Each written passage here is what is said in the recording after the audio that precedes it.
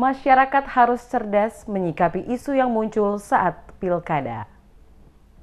Pesta demokrasi pemilihan kepala daerah yang berlangsung di daerah Maluku berlangsung dengan aman dan damai tanpa kekerasan. Demikian penegasan yang disampaikan salah satu seniman di daerah Maluku, Rudy Fofit, kepada DMS Media Group saat diminta tanggapannya soal pelaksanaan pilkada yang saat ini tengah berlangsung di daerah Maluku. Dikatakan Rudy Fofit, pilkada pemilihan kepala daerah serentak 2018 yang dilaksanakan seluruh Indonesia termasuk di daerah Maluku, yaitu pemilihan gubernur dan wakil gubernur, wali kota dan wakil wali kota, serta bupati dan wakil bupati harus mengedepankan prinsip-prinsip demokrasi yang damai tanpa kekerasan dalam mendapatkan kekuasaan. Dengan bahasa sebagai seorang seniman, dikatakan Rudy, pada zaman dahulu kala untuk mendapatkan posisi sebagai pemimpin harus menggunakan peperangan dan kekerasan. Namun hal itu tidak lagi berlaku di zaman modern saat ini. Masyarakat telah berdemokrasi karena demokrasi merupakan tatanan hidup orang yang beradab. Oleh karena itu para politisi, tim sukses dan kandidat harus berpolitik dengan menggunakan cara-cara yang elegan dalam menyampaikan visi misi tentang program-program kerja, bukan terjebak pada isu-isu yang hanya membuat keresahan bagi masyarakat. Pesta politik adalah pesta bagi rakyat untuk betul-betul dapat menikmatinya secara baik dalam memilih pemimpin dan bukan dijadikan sebagai ajang membuat rasa ketidaknyamanan di tengah-tengah masyarakat. Politik itu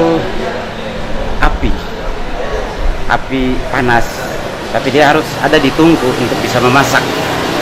Jangan hambur api itu di kamar tidur, di karpet, di mana-mana sehingga rumah Maluku itu bisa terbakar.